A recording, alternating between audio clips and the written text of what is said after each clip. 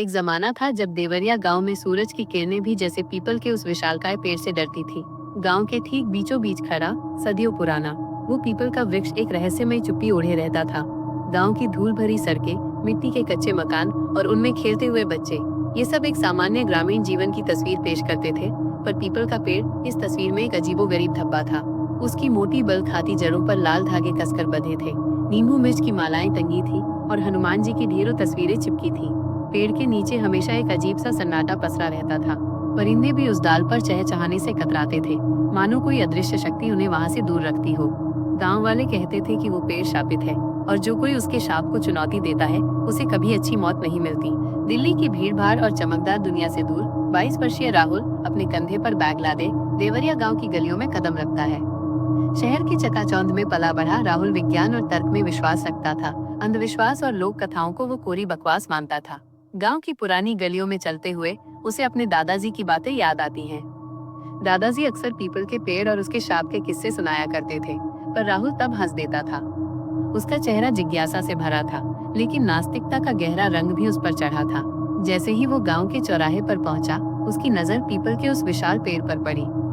वो ठिठक गया। पेड़ की भयावहता ने उसे पल भर के लिए रोका, पर उसके अंदर का वैज्ञानिक मन उसे चुनौती दे रहा था। उसकी आंखें सीधे पेड़ की ओर मिली, मानो वो उसे ललकार रहा हो। पहली रात का रहस्य। रात की गहराइयों में जब गांव सो रहा था, चांदनी की हल्की रोशनी चारों ओर बिखरी थी। राहुल अपने मोबाइल की टॉर्च जलाकर दबे पांव पीपल के पेड़ की ओर बढ़ा। हवा में एक अजीब सी ठंडक थी और पेड़ की टहनियां धीमी हवा में रहस्यमय ढंग से हिल रही थी, जैसे कोई अदृश्य हाथ उन्हें हिला रहा हो। पेड़ के चारों ओर हल्की हल्की धुंध उठ रही थी, जिससे माहौल और भी भयावह लग रहा था। राहुल के कदम बढ़े। उसने सोचा कि शायद गांव वालों का डर ही इन सब कहानियों को जन्म देता है। तभी अचानक एक औरत की सिसकियों की आवाज उसके कानों में पड़ी। आवाज पेड़ की जड़ों से आ रही थी, इतनी दर्दनाक और गहरी कि राहुल के रोंगटे खड़े हो गए। उसका चेहरा डर से सख्त हो गया, आंखों में एक अनजाना भय था। ये आवाज उसके तर्क पर भारी पड़ रही थी। अगली सुबह राहुल को नींद नहीं आई। रात की घटना ने उसे झकझोर दिया था। वह सीधा गांव के पुराने मंदिर पहुंचा। मंदिर में धूप की सुगंध फैली थी और पंडित राम नारायण अपनी सफेद लंबी दाढ़ी के साथ पूजा कर रहे थे।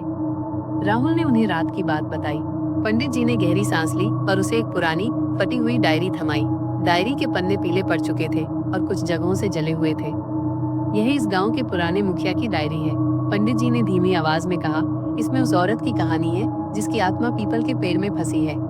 राहुल ने डायरी खोली। अंदर एक जलती हुई औरत की कहानी लिखी थी, कैसे उसे धोखे से आग में जला दिया गया था और उसने मरते वक्त इस गांव को शाप दिया था।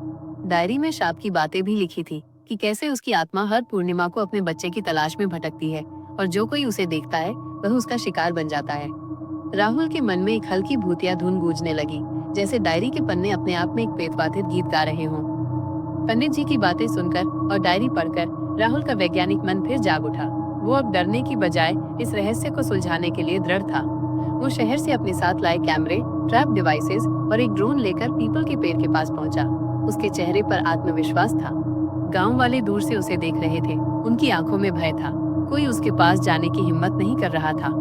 यहाँ तक कि चिड़िया भी उस पेड़ के पास नहीं फटक रही थी, जैसे वे भी उस अदृश्य खतरे को महसूस कर रही हों। राहुल ने चारों ओर कैमरे फिट किए, मोशन सेंसर वाले ट्रैप डिवाइस लगाए और ड्रोन को तैयार रखा। वो सोच रहा था कि अब वो उस आत्मा का सच दुनिया के सामने लाएगा। पूर्णिमा की रात, गहरा डर। पूर्णिमा की रात थी। आसमान में पूरा चांद अपनी चमकदार रोशनी बिखेर रहा था, लेकिन पीपल के पेड़ के पास एक अजीब सा अंधेरा और हल्की धुंध थी। राहुल ने अपने लैपटॉप पर कैमरों की फीड खोली। सब कुछ तैयार था। रात गहराती गई और माहौल में तनाव बढ़ता गया। अचानक एक एक करके सभी कैमरे फेल होने लगे। स्क्रीन पर सिर्फ नो सिग्नल दिखाई दे रहा था। राहुल का दिल जोर से धड़कने लगा। तभी पेड़ के पास एक भूतिया बच्ची सफेद फ्रॉक में हवा में झूलती हुई दिखाई दी। उसकी चाल किसी मानवीय बच्ची जैसी नहीं थी, वो हवा में तैर रही थी। राहुल उसे देखता रहा। उसकी आंखों में अविश्वास और गहरा डर था। उसके मुंह से आवाज नहीं निकल रही थी, मानो किसी ने उसके गले को कस दिया हो। बच्ची धीरे धीरे राहुल की ओर बढ़ी। उसकी आंखें रहस्यमय ढंग से चमक रही थी। उसने राहुल को देखा और एक ठंडी कांपती आवाज में कहा, तू मेरा बच्चा बनेगा। राहुल के शरीर में सिहरन दौड़ गई। इससे पहले कि वो कुछ समझ पाता, बच्ची हवा में ऊपर उठने लगी। उसकी आंखें लाल अंगारों की तरह जल रही थी और उसका प्यारा चेहरा अचानक जलकर विकृत हो गया, जैसे आग की लपटों ने उसे झुलसा दिया हो। वो अब एक डरावनी, जली हुई महिला के रूप में बदल चुकी थी। राहुल की आंखें फटी रह गईं। डर के मारे उसका मोबाइल उसके हाथ से गिर गया। वो हिलने की कोशिश कर रहा था, पर उसका शरीर जैसे लकवाग्रस्त हो गया था। जली हुई औरत उसके चारों ओर घूमने लगी। उसकी भयानक हंसी हवा में गूंज रही थी। सुबह हुई। सूरज की किरणें देवरिया गांव पर पड़ रही थी, पर गांव में एक अजीब सा सन्नाटा था। राहुल मंदिर के सामने जमीन पर पड़ा था, अचेत। उसके शरीर पर जलने के अजीबोगरीब निशान थे, जैसे किसी अदृश्य आग ने उसे छुआ हो।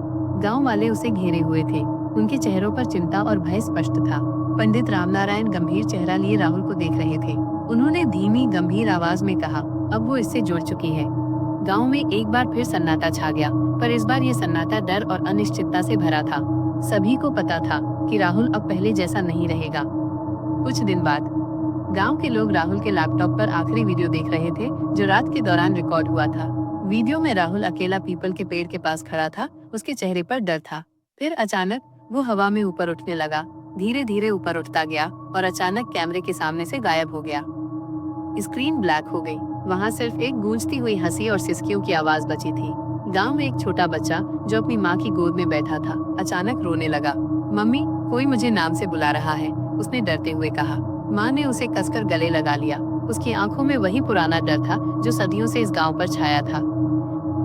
अगर कोई पीपल के नीचे किसी बच्चे की रोने की आवाज सुने, तो कभी पलटकर मत देखना, क्योंकि वो तुम्हारा नाम लेकर आगे की कहानी जानने के लिए कृपया चैनल को सब्सक्राइब करें और वीडियो को लाइक करें।